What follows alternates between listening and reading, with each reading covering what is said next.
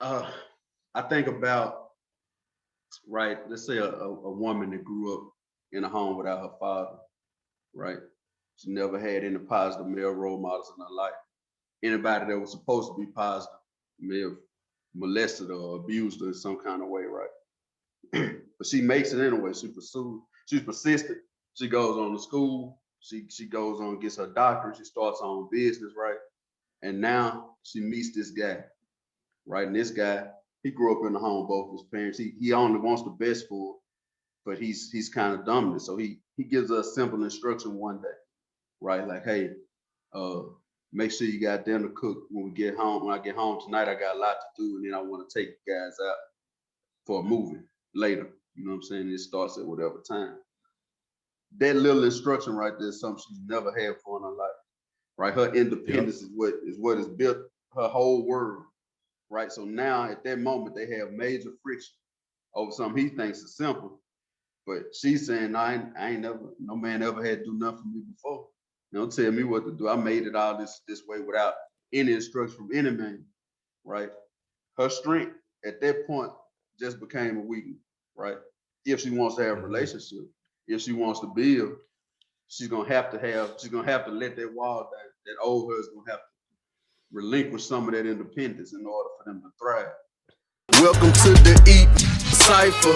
Flow harder than the hands on Peter Piper. And now we would like to introduce you to your rivals. It's like Ali and Tyson. The hook miss with the liking. Show nothing, Mr. Bison. Maximus and Leonidas. You were in the booth with Titans. Goons, goblins, and Vikings. It ain't really nothing like us. Hey, so welcome back for another episode of the Lit Code. I'm Edgar Jones. I'm Courtney Anderson. Hey, first we just want to thank y'all for the support. We want to thank you for liking and following on our Facebook page, our YouTube page. We thank you for subscribing to that. Please continue to pass it along to your family, your friends, and your loved ones. We thank you for being on this ride with us in our movement. And more importantly, y'all got a lot of options out there. There's a lot of content out there. There's a lot of podcasts out there. There's a lot of people that's speaking, and there's some good stuff out there. So the fact that you here with us right now at this moment, at this time, when you could be doing anything else, we want to thank y'all. Appreciate y'all. Yeah, man, definitely a big shout out to y'all. Uh, just for listening, for tuning in. Like he said, man, there's so much info out there right now.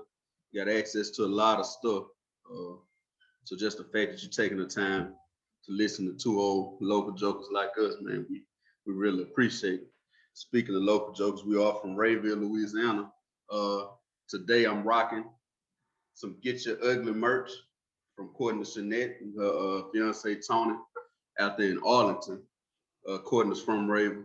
You know what I'm saying? They're doing a good job with their own special brand. We always want to shout out anybody from anywhere doing their own thing, but especially when it's homegrown, man. Uh, we really, really want to shout that out. Also, our boy Montreal Dorsey with Dorsey Repair Services out in the same area. Their info will be up on the screen, man.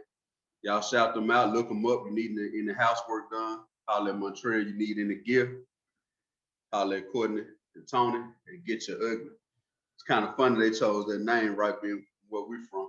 You hear this a lot. You know what I'm Get your ugly, saying? get your ugly. Yeah, Yeah, sitting yeah. in the lunchroom, man, get your you know Get what your I'm ugly. saying? Yeah. So Miss man, Miss Miss Chanette and Mr. Dorsey. Shout out to y'all again on y'all business. Always yeah, like to see people in general, but more importantly, people that you definitely know doing big things out there. yeah, yeah, man. Big shout out to y'all. So man, we back at it again. Um, Always good to be in this moment, in this time, to be having good conversations, to be able to just talk from our experiences in life. Yeah. I don't claim to be an expert on a lot at all, but I think I found over time I become an expert in trying to understand myself a little bit more and why I do what I do. Um, Last week it's interesting, Court, because we was talking on the last episode. I brought up your strength can be your kryptonite. Something that's was a strength for you can end up hurting you. And it's when I brought it up to you, then it started a conversation between me and you, and then it led down this whole journey of more conversations and things to go into depth to talk about. For me, I've always paid attention to something that's a strength for someone that can end up hurting them. One of my experiences, I've had a couple experiences. But one of my experiences I've had when I was playing with the Cowboys, um, you know, Jerry Jones, I never had anything bad to say about Jerry. I'll give you all this quick story. I remember when I had my sports hernia surgery.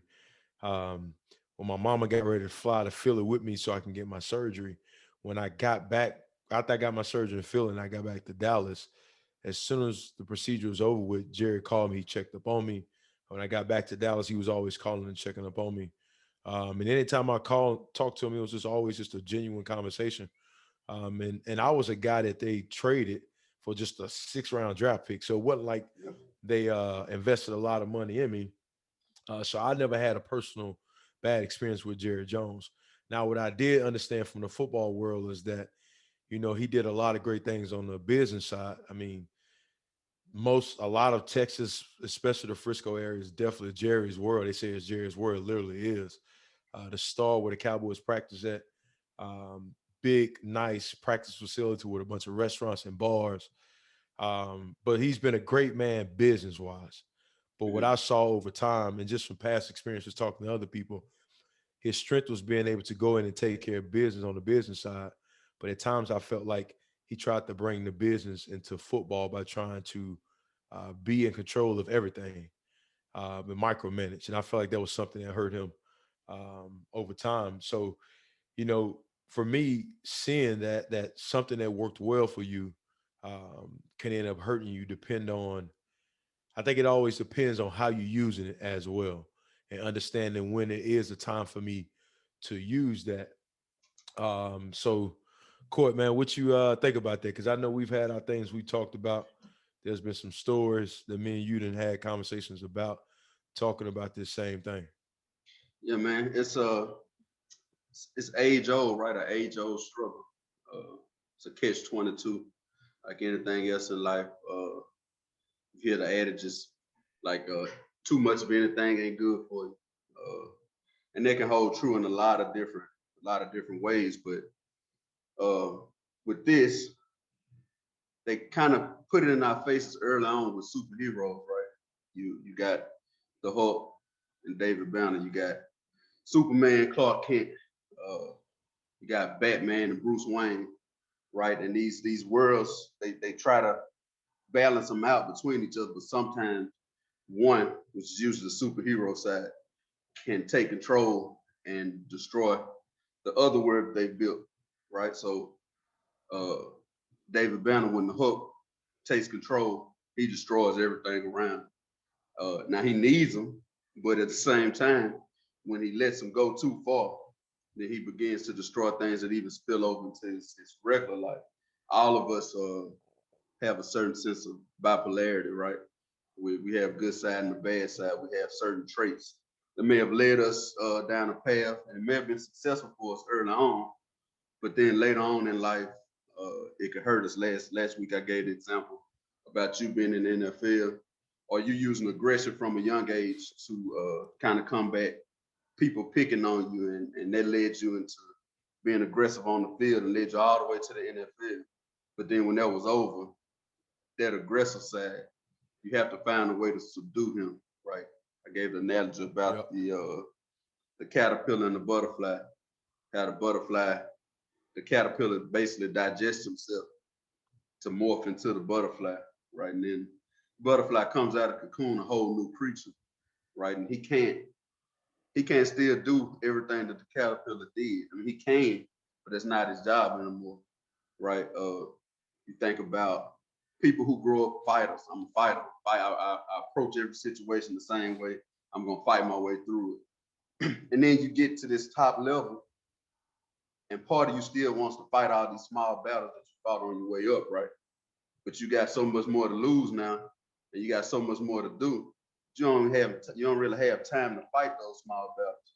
So you'll see somebody who's uber rich and owning these businesses, and they're out one night, and somebody, just some average guy, says something to them, and they blow up, beat the hell out of them. Now they're in court, got lawsuits, cancel culture's out after them, wanting to put them down now, and they risk losing everything just because they still want to fight these small battles that they used to fight back in the day. The world of athletics is prevalent, especially for young Black athletes that come from impoverished situations, right? They've been fighting their way out of that this whole time. And they've had an edge to them. You hear people call it the edge. He's got that edge to him, man. He's brash, he's this, he's that.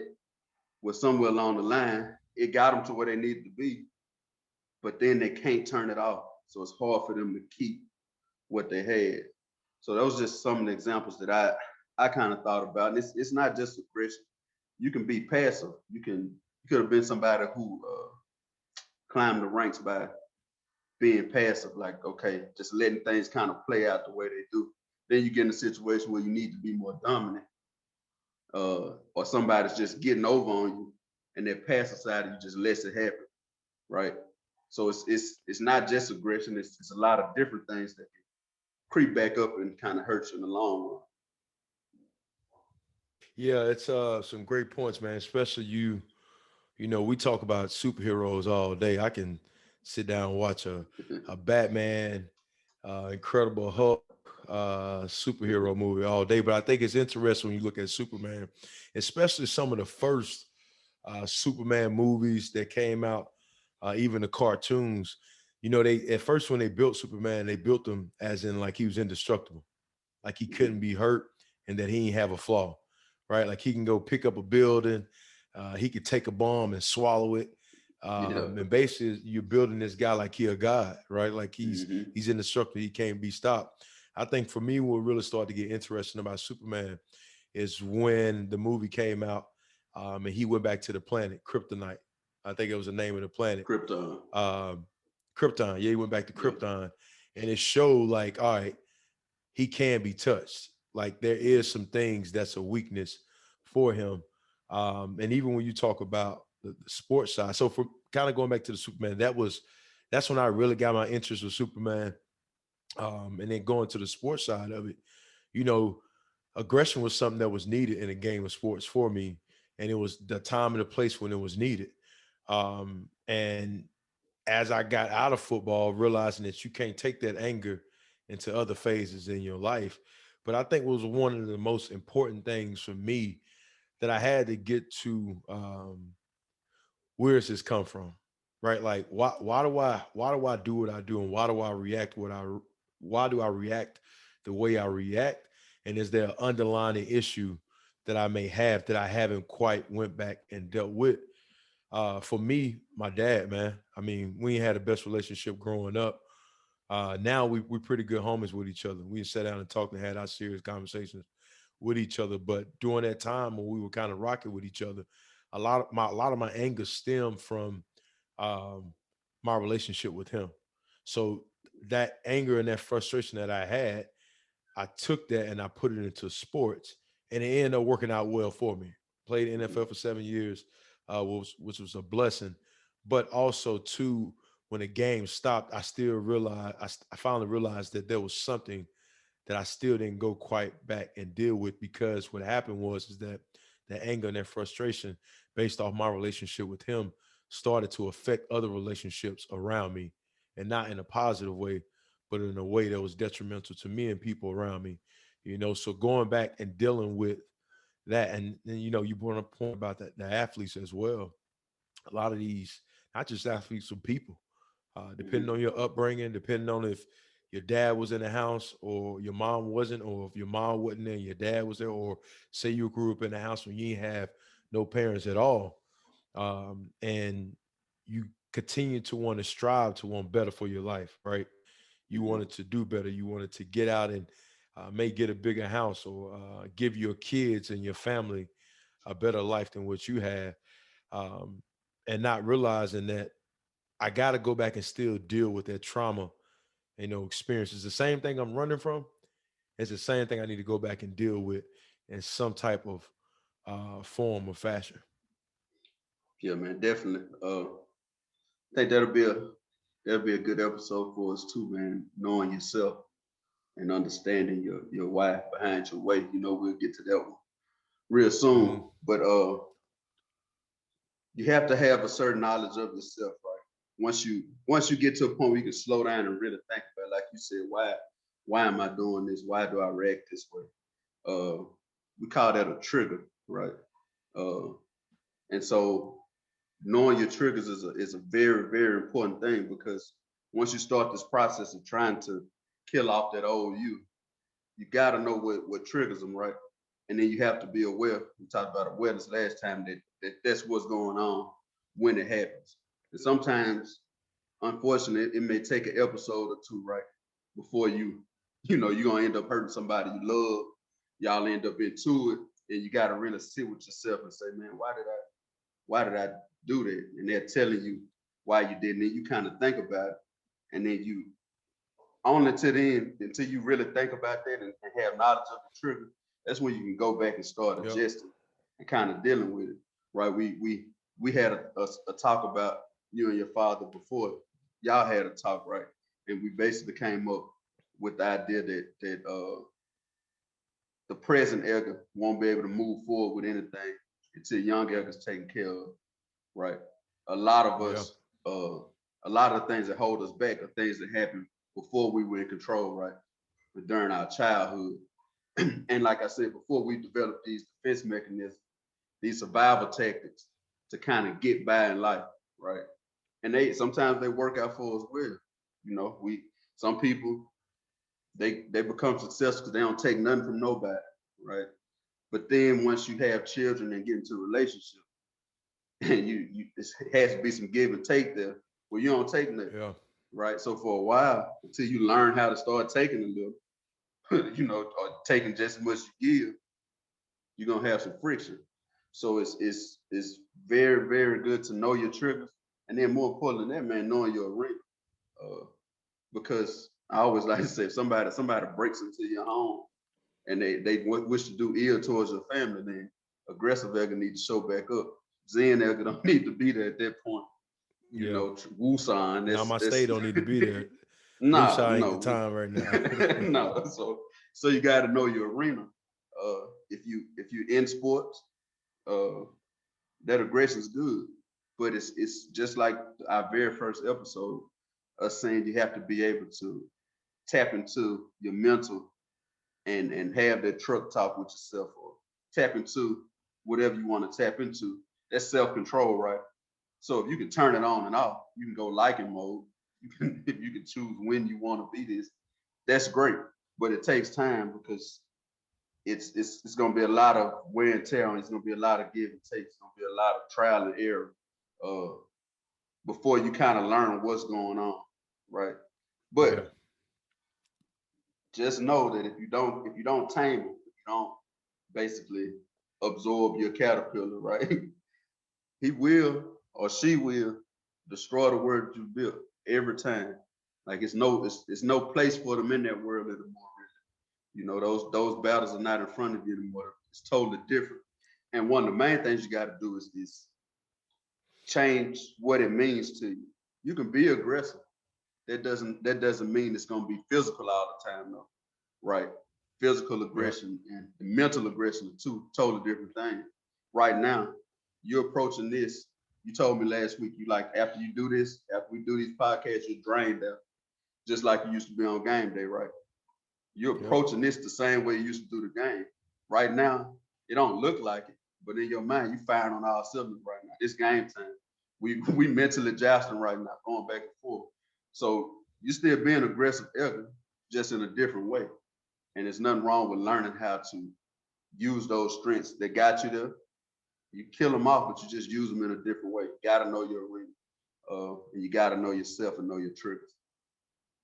Yeah. Man, you brought up that point earlier about what did you say, that in order for Big Edgar to move forward, you got to go back and go heal younger Edgar with the thick glasses. For all y'all know me, I had the big thick glasses.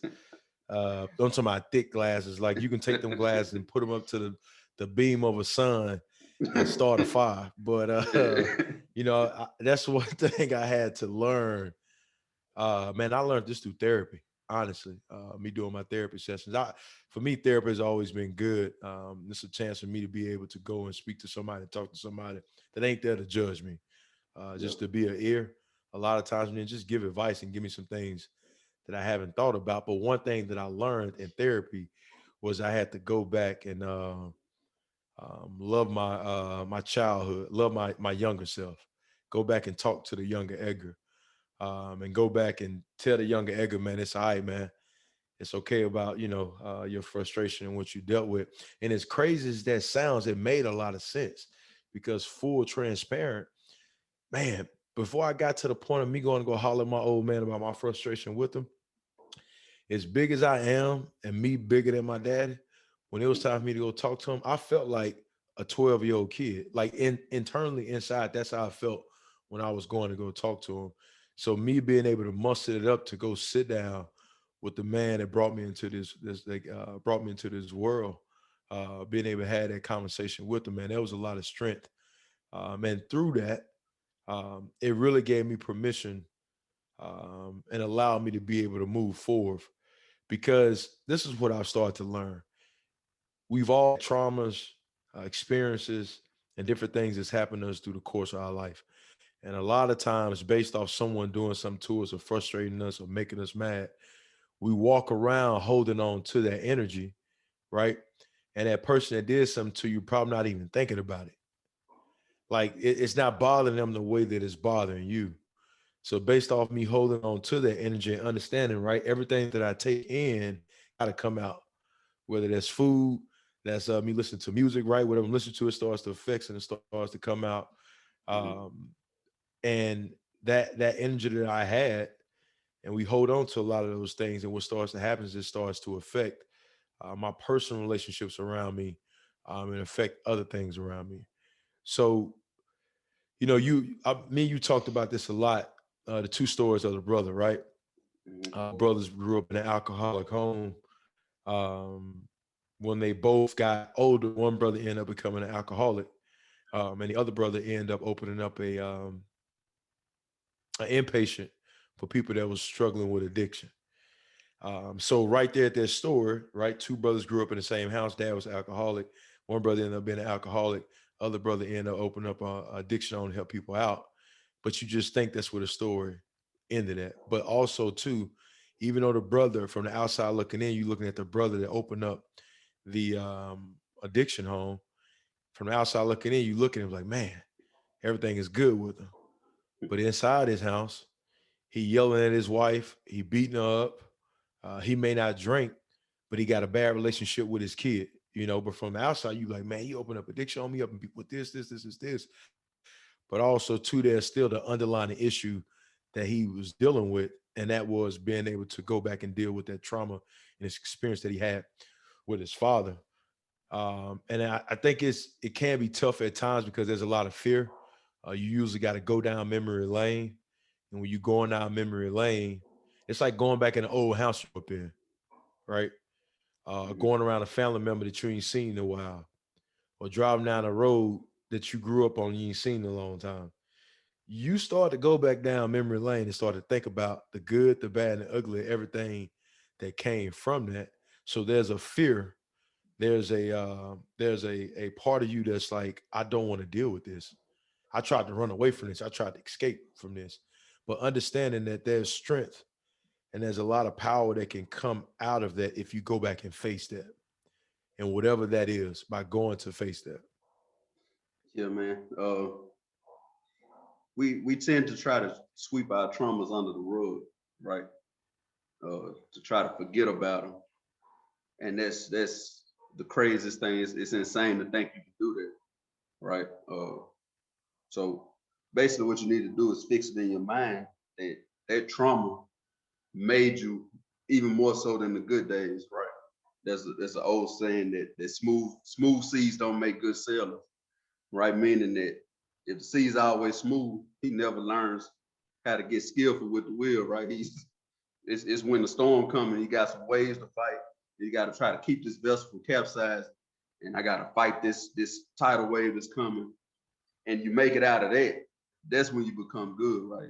We talked about last week about adversity. that's what we usually grow through, and that's what trauma is. Some of our traumas are worse than others, but you trying to say, hey man, I'm just gonna forget about that. I don't care how much money you make, how successful you are, how many trophies you get. If you don't deal with it, right? If you think you can just hide a dead body in the basement, right? And that smell ain't gonna start coming up through your vents and seeping into your home and rotting out everything else. And the ghost of whoever you put down there ain't gonna bother you. Then you absolutely insane. It's gonna happen. You can't just hide. So I would recommend you getting one-on-one with it. Like you said, go face it. And then start finding a way to use it in a positive way instead of letting it use you in a negative way. Right? Because it will creep up, show up at the most inopportune time and destroy you in a way. And that's exactly what I'm talking about. That person you built, that person that you became to get over that trauma, to get over whatever you're dealing with, that's basically the trauma manifested as you, right? You're a walking, breathing example of that, right? And it got you all of this stuff, and it got you all the way to where you want it to be. But now you got to go one-on-one with it, right? We talked about this before. Remember playing any video game coming up, be Metal Gear Solid or Sonic the Hedgehog or just a zombie game we used to play back in the day, Resident Evil, right? Yep. Each level, you got a boss at the end of it, right? You fighting regular zombies and stuff all the way through. And then it's this mutant zombie at the end, and this strength level's turned all the way up. And your licks and shots don't affect him as much as the other, right? And each level you go up, that competition gets stiffer and stiffer. Right, and then you get to the last level, you have the overboss. And this one it may be a 5-headed dragon, right? And it's like, you just had to fight your way to get here. Now your power is that much, and his power bar is that much, and you're only taking out this much power every time you hit him. And you got to strategize. Well, in life, that last boss is you, right? And it's just all this stuff that you fought the whole time getting there, right? It's all of that trauma that you've been trying to hide and push under the rug. Now it's there in your face and by you at the top. And it's saying, well, what if everybody knew, you know what I'm saying, this what you went through when you were young? What if everybody knew that you used to wear these thick glasses? And see how you made the joke about it when we first started? Right. Back in the day, if I would have came on you and said, boy, look at them thick glasses, I probably need to jump because here come a swing because we don't, you don't like to play about it. Now it's something that you can laugh about because you addressed it, right? Because you got comfortable with it. You made it a joke, you turned it into something positive. You know what I'm saying? Now you can deal with it. But if you still had that, if you were still hiding and didn't want nobody to know about it, right? You didn't want the new people around you, your new friends to know about that, then it would be a big battle with yourself every day. I gotta hide this from everybody. I can't let everybody know this. Hey man, am I really good enough to be up here? Do I really belong? Now you got to fight him to stay on top. It's not really opposition from outside. It's really internal. So you're absolutely right. You got to go back and address whatever it is. In my home, it was my mother and father's relationship was something that bothered me a lot coming up. You know what I'm saying? But somewhere along the line, I had to address it. And if I didn't, then me and my wife wouldn't have the relationship we have today. Me and my kids wouldn't have relationship we have, but it had to be addressed. It had to be brought out to the forefront. It had to be talked about, and I had to make it into something I could use instead of something that used me. Yeah, definitely, man. Especially when you look at when you think about it too, like maybe you didn't grow up in a household where your parents were together, and you wanted to got older. You know, you wanted to end up creating a house where mom and dad was present. I think even with that, right, your past experience of not seeing a house where your mom and dad was together, and now you've gotten to a point, you've gotten married, you got a significant other. If the only way you can continue to thrive in a relationship and become better with your significant other is by doing the work, you know, going to go be around somebody, going to go be around other couples, maybe going to a couples retreat and continuing to pour into your relationship and your marriage, But even, you know, I think about this too, and we talked about this is, I talked about this last week, and I actually got a good friend, very wealthy when it came to him building up his company. Company is doing amazing. And in the midst of his company still growing, he's still dealing with some stuff that happened back then as a kid. So sometimes it kind of affects his present moment in time in his relationships right now. And then outside of that, um, because he built so many things up on his own, and did so many things on his own, and he used the frustration of his childhood to build his brand and what he did. I mean, he admitted it. Like, I got issues now when it comes to depending on people. When it comes to relying on people, when it comes to me passing a task to someone and say, "Hey, I need you to take care of this and do this for me," there's a trust that he has of, well, maybe this person not gonna do it the right way. Maybe they're not gonna take care of business like I need them to do, or maybe they're not gonna do it the way I need to do it. So there's something that you got to go back and deal with to be able to allow you to get to a place where you could be able to say, you know what, I'm gonna pass this off to you, and I'm gonna trust you to do this. I'm gonna trust you to take care of this. Because if you don't, the same thing that you built up, right, can be torn down because you still ain't went back to deal with that and whatever that is. And here's the crazy thing about it, man. Think how long it took to build, like let's say a building, right? Like a building in New York. I'm pretty sure it takes a couple months to build like a nice building in New York, right? But how long would it take to tear that building down? Just like that, the snap of a finger, just like that, it could be torn down. Um, there's so much that goes into building things in life, building relationships, building, let's say, a career for yourself, for your family. But in the snap of a finger, based off of some small decision I make, not me not thinking, all that can be stripped and torn away. And you see it all the time.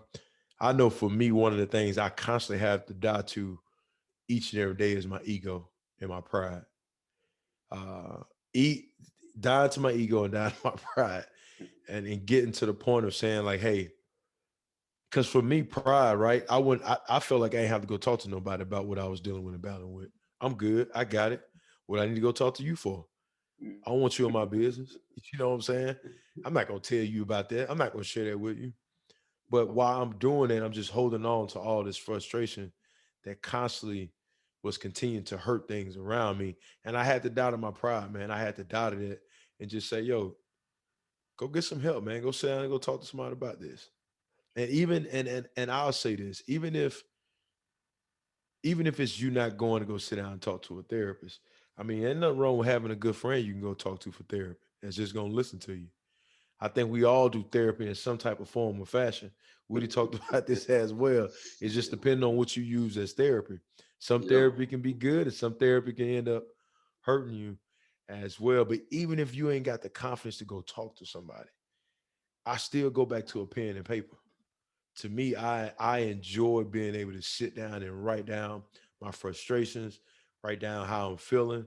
And I think more importantly, even to write down your good moments in life, your small victories, your big victories, being able to keep track, and keep it up with that. So down the road, you can be able to flip back through your notebook and read on, man, I went through that 2 years ago and I got through it.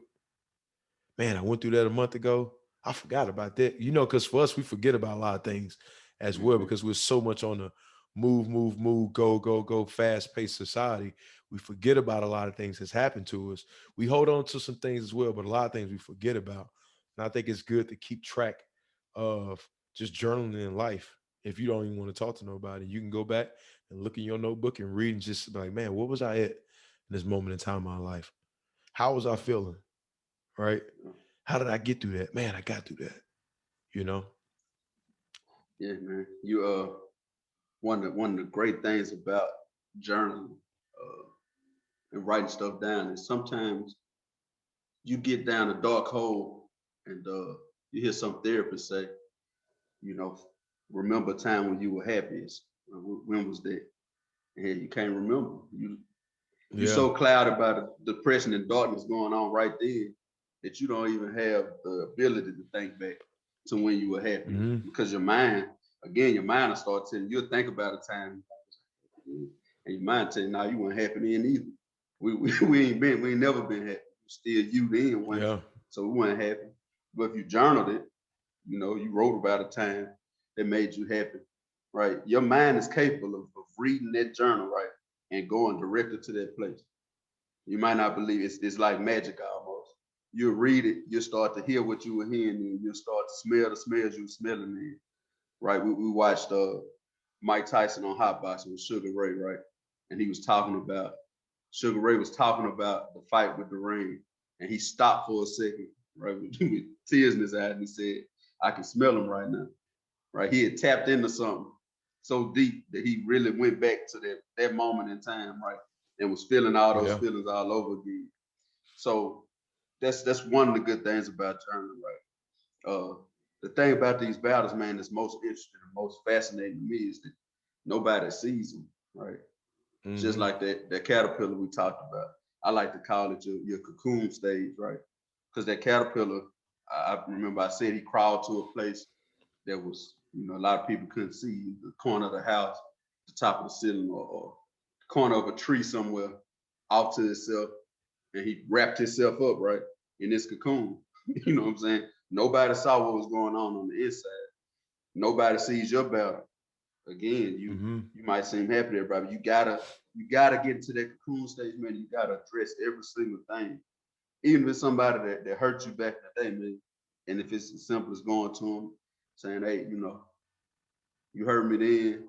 That's how I felt then, but I overcame it. I'm good now. You can't hurt me no more. Right? Or even saying I forgive you. Whatever it is, facing it though. Facing it. Because they got a hold on you that they don't even know they had. Right? Like you said earlier, they might not even be thinking about you. Some people do things and say things in good and bad ways. They have no idea the kind of effect it had on the person they said it to. It may have driven them to be a millionaire, it may have driven them to suicide. That's why you got to be real careful about what you say. Again, knowing yourself. I think about, right, let's say a woman that grew up in a home without her father, right? She never had any positive male role models in her life. Anybody that was supposed to be positive may have molested her or abused her in some kind of way, right?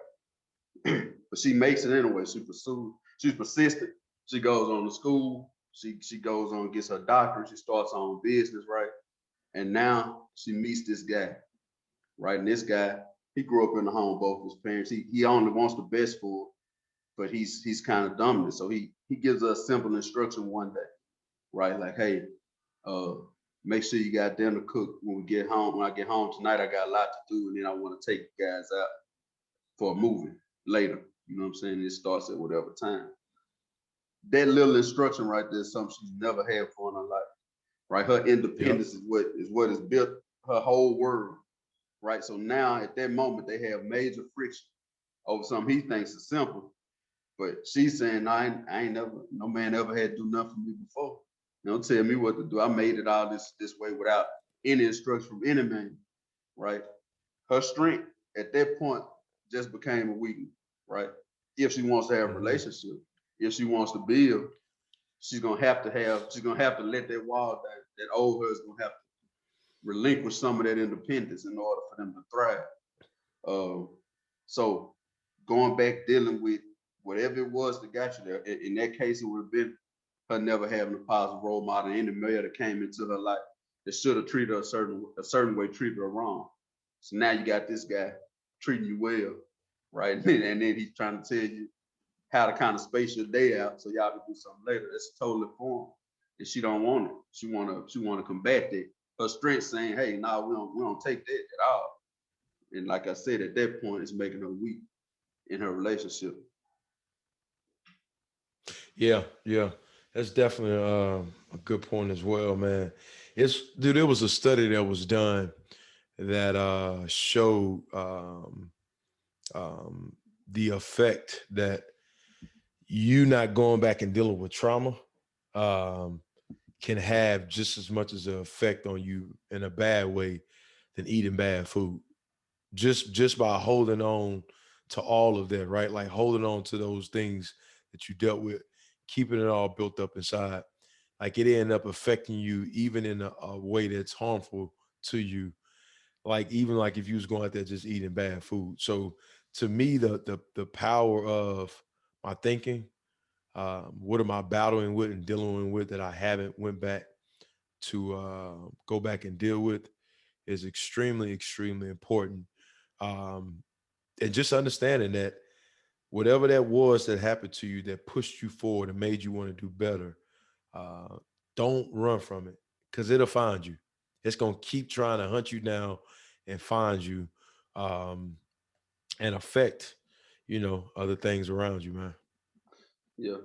And even a step away from traumatic experiences. We we are all we all have different personality types naturally as well, Hmm. right? My daughter Tamaya, when she was born, only 3 or 4 people could hold her. She didn't like nobody, right? She didn't want nobody else touching her. She just only dealt with a select few. To this day, Tamaya only deals with a select few. And if she does deal with you, you still gonna get. You don't know which one you're gonna get. Maybe she want to fool you, maybe she don't. My son, as soon as he came out smiling, went to anybody, he always want to play. Same way right now. He don't meet strangers right here today. He's the same way. So we all had these natural personality traits anyway. And then the traumas kind of amplify those, right? So if I'm super Hmm. passive and I'm an introvert and I don't like being around people, something traumatic happens, I'm probably gonna shut off and just be in the shell. If I'm one of those outgoing people and I'm brash and I'm facing everything's right out in front of me, then I'm probably gonna start acting out. You see what I'm saying? I'm gonna start doing some other things, and then they can both of them can lead me to success, but I still got to go back and deal with it. So one of the simplest things I did the first time I took when I was working for the government was a disc assessment. These are basically Hmm. personality tests, and it's a series of questions. And if you take it serious and you answer them truthfully, it kind of point out your personality, right? And you have this DISC, you have D, which is a dominant trait, right? Those Hmm. people are more direct, they're more assertive, right? They like to take things head on. They forceful. And then you have I, which is influential. These people they're outgoing, they're pretty optimistic about things, they're enthusiastic, they're bubbly people. They ride in front real. They like to organize stuff and put it together. You have your compliant people who are usually your by the book people, right? Everything's got to Yep. be a certain way. It's gonna be by the book. They're reserved. They're private people. They're very systematic. And then you have your S, which is steady. These are your even keel people, right? They don't really let much bother them. They don't really let much get by them. They like to accommodate. They're humble people. Uh, some of us have more of these traits than others. When I took mine, my almost everything was even, and then my S was a little high. And the people who gave these assessments, I've taken three or four of them. They always make me and the other 2 or 3 people in the room stand up and say these are the people we call our chameleons, right? So I'm proud of that because I think you gotta find balance in life, right? That means if I'm scoring like that, that means I'm pretty balanced, right? That means if I know my arena and I know my people that's in there with me, then if my D side, my dominant side needs to show up, he can show up. If I need to step back, then I can be more of an LIS. If I need to be now at the heart of everything, I'm probably a C. No, I'm probably an S. I'm probably a steady one. That's probably what I am. All Yeah. these things you'll hear me talk about toolboxes a lot. My dad is a carpenter by trade. I like to think of any skill we get in life as a tool, right? You take these things Hmm. and put them in your toolbox right now. Once you figure out, okay, this is what I am. So if I'm a D, right, and I'm dominant, but the people following me or my family, they're all I's or S's, right? Then me being direct and stern and assertive all the time, they probably not gonna follow me well, right? So I'm gonna have to learn how to turn that down. Same way we talking about with this person that we have to kill off, this old us that built all this stuff, right? We're killing them, but we're absorbing them also. Like I said before, somebody breaks in the house, then that Edgar needs to show back up. Same way with this, you keep the stuff in your toolbox. Now I know my arena, I know my triggers, so I know if somebody starts to do this, I probably need to kind of ease them off, get away from them.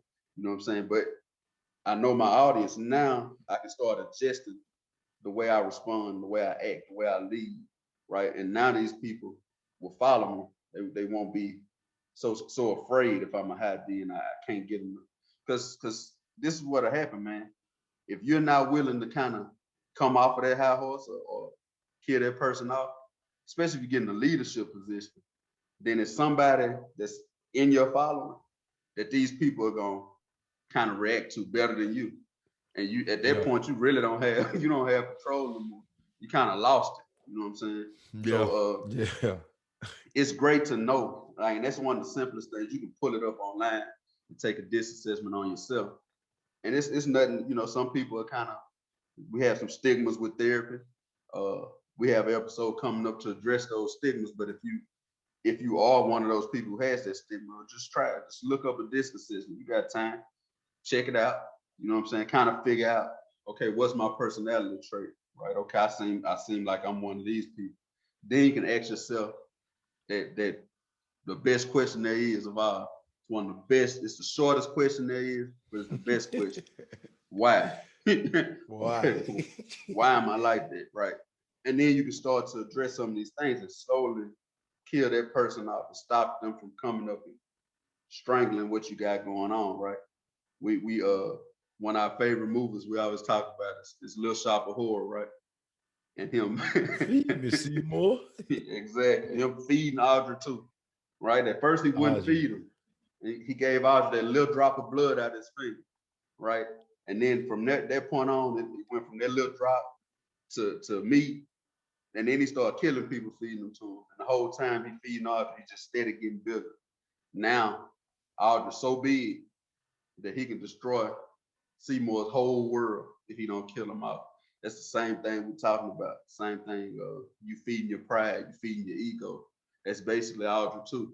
Tell him, feed me, feed me.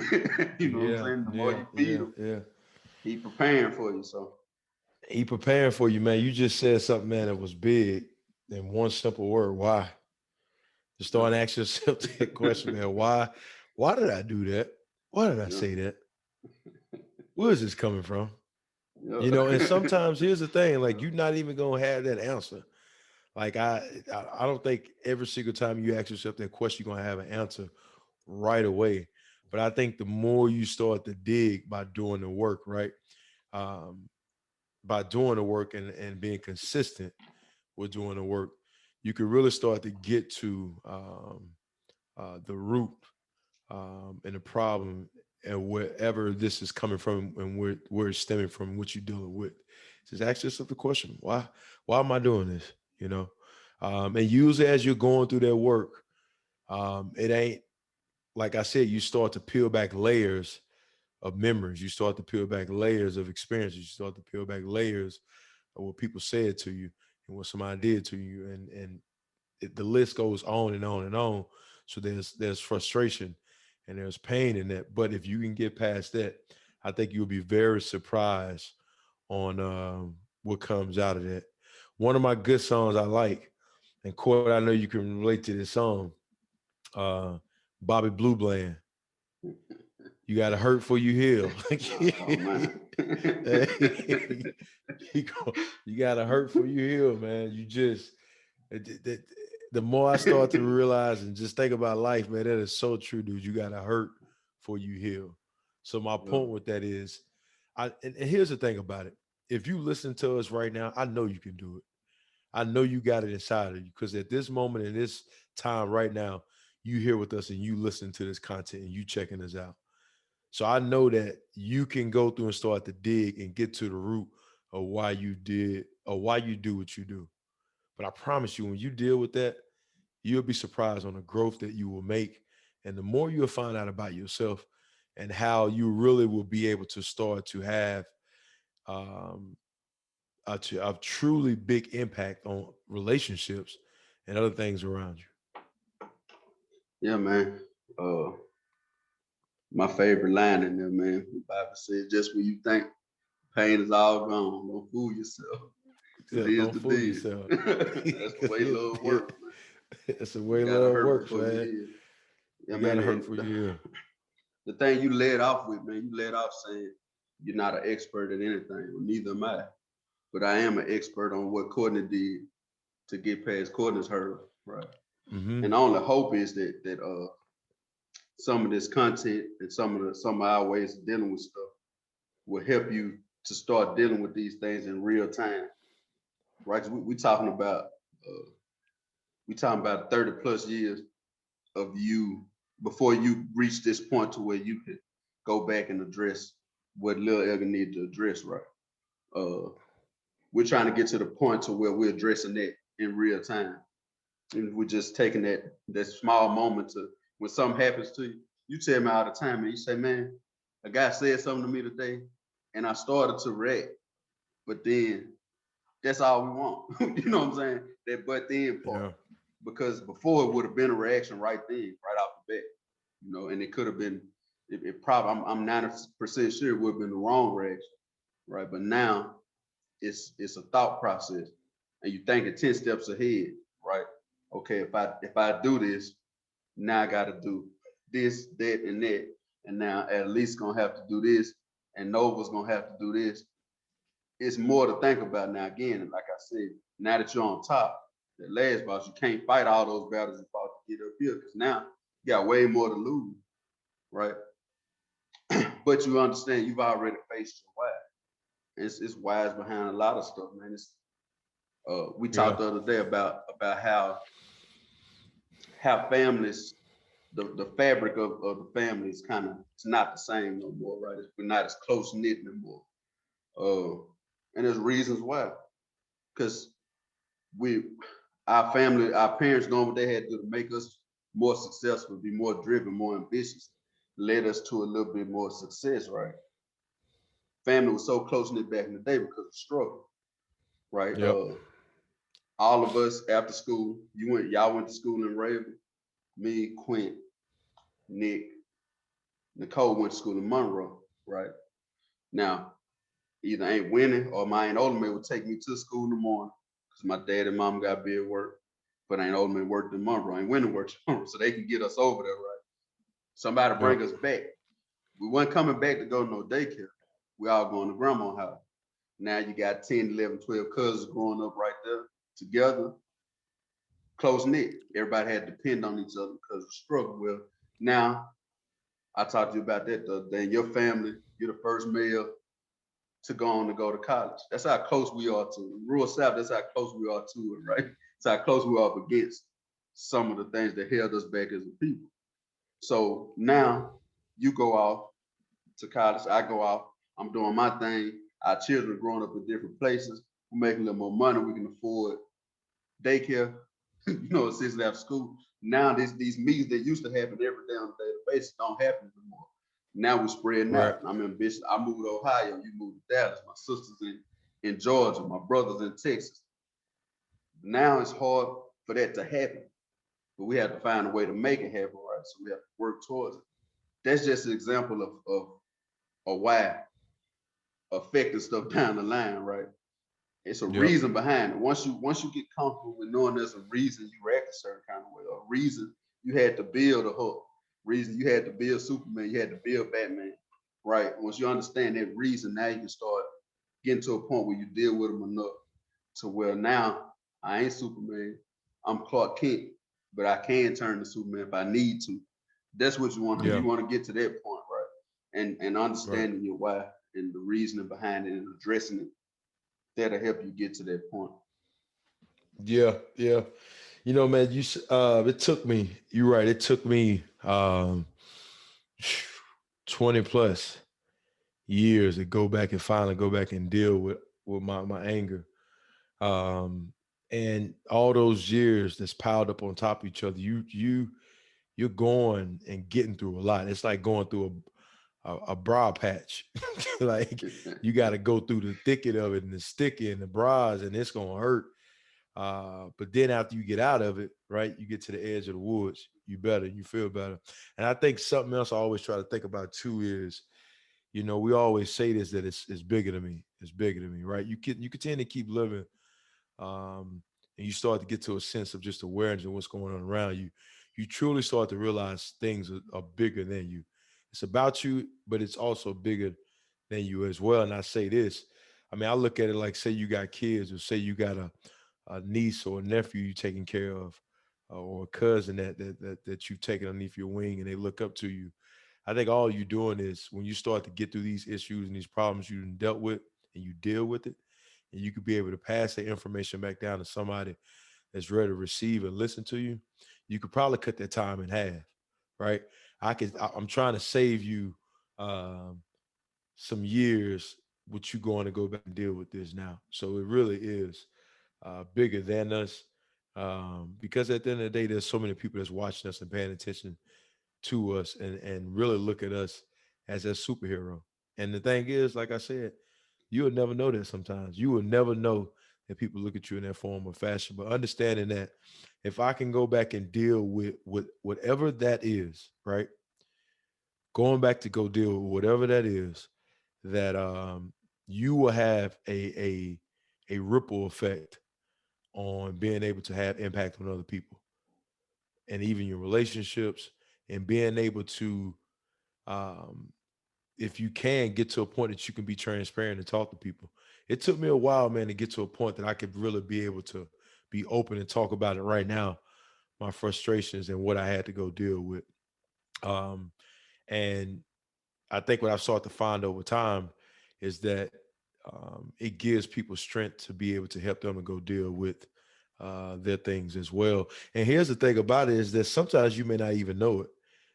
Like I could think about sometimes people that share the story with me, and I sit there and I don't say not one word. I just be quiet, but I'm listening to what they saying, right? And then I Yeah. get in my truck and I be like, God, man, that dude just helped me out. He don't even realize it. But dang, she just helped me out by sharing her story. She didn't even realize, man. She didn't even realize the power in what she was able to say, and the words that flowed out of her mouth, right? There's power in the tongue. There's life or death that lies in the tongue. So it's it's something I just want to challenge y'all on going to just going to go get quiet and just think about what it is that I need to go deal with, and how and why do I do what I do. Yeah, man. Y'all go get in that cocoon, right? Go get one-on-one, wrap yourself up and figure that out, man.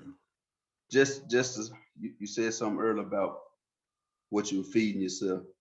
You talked about those people that impacted you, with the stories they told and the words they said. And then we talked about your pride and your ego. You had to get to a point where you could talk about it. You got to that point because you stopped feeding your pride and ego, right? So you continue to feed them, like just like Audrey too. They continue to grow. You would never get to that point. So that goes back to knowing yourself and knowing your triggers, right? Because you don't want to keep feeding it. And in this day and age, man, I started off by saying anything, too much of anything can be a bad thing. Today, we have unlimited access to information, which can be a very good thing for us, right? Like I said, catch 22, you can use the internet now to do a term paper. It's nothing. Everything you want is on the internet. To figure out how to start a business is nothing. Everything you want to know is on the internet. I remember my dad and I had to change the water pump out of my Cadillac. YouTubed it, boom, done. We got it done. But at that same breath, all the stuff that feeds that bad side of you is there too, right? I told you, but we talked this week, and I told you the old media, they used to control us by telling us what we're gonna see. They gave it to us. We didn't have a choice, right? They fed it to us. So whatever narrative media wanted to push back then, he who controls imagery controls the mind of the man. Whatever they want to The push, old TVs, you had 3 channels. Yeah, yeah. They gonna give you what's seen. So anything we all walking experiences, right? So anything we saw there, we kind of put into our own life and experiences. Now, new media, they like, no, we ain't gonna push them and limit them and force them to see. We're just gonna give them access to everything. Now, you got a decision to make. Now, you got to be aware that, okay, Bad Side and Pride, he likes this. The person I'm trying to get to likes this. I probably need to filter that side out, right? I don't need to. You talked about in the first episode, this is a sexual scene. I don't need to see that. If it's rap songs talking about fighting, I don't need to listen to that if I'm an aggressive person, right? Because that's one of my triggers. Know yourself and be careful with this access, man. We started out by thanking y'all for tuning in to us. We said there's so much other stuff out there, and it is. You could be choosing to listen to two guys talk about some bull crap that's going on in the streets right now. Somebody killing somebody. You need to choose a side. You know what I'm saying? You got to be careful what you're taking in for sure, because either you're gonna feed one or two things. You're gonna feed that side that we talking about killing off, or you're gonna feed the side that you want to live. It's gonna be up to you though. It's all up to us, man. So be careful with that. This very thing that we talking about, too much of one side being bad for you. I just wanted to put that out there. We got access to any information we want, good and bad. In your life, you are, in your individual world, you are your best and your worst. So that stuff you taking in is gonna feed one side or the other, man. So try to start being aware of that too, man. Be aware of what you're listening to. Be aware of what you're saying. Be aware of the people you're around, right? You might have to, in order for this new you to grow, you got to do what we're gonna have another episode on. This prune that you're gonna have to cut back something. You made one of the most profound statements the other day when we talked. You said we always at full capacity, right? Meaning that if I got a lot of good in me, and I lose some of that good, well, I guess what I replace it with something else. So if I lost some good, I must replace it with some bad, or I replace it with better. But you're gonna be at full capacity, right? So be aware of that as well. You know, be aware of what you're taking in, who you're talking to, what you're talking about, what you're listening to, what you're watching, man. Be aware of all that stuff, because we want that old you to die out. We don't want to feed out, right? We want to feed this good side that we're talking about. So man, I just wanted to leave y'all with that. Man, I think that's a lot to leave them with, and some good stuff. That's always some good stuff you just shared. Man, we just thank y'all again for checking us out. If you made it to the end of this, man, thank y'all so much for just listening to us. Like I said at the beginning, and what Court said, man, y'all got options. You could be listening to anything else right now. So we thank y'all. We are the Lit Code. I'm Edgar Jones. Courtney Anderson, man, aka Big C, aka Conrad. Yeah. Later. And we out of here.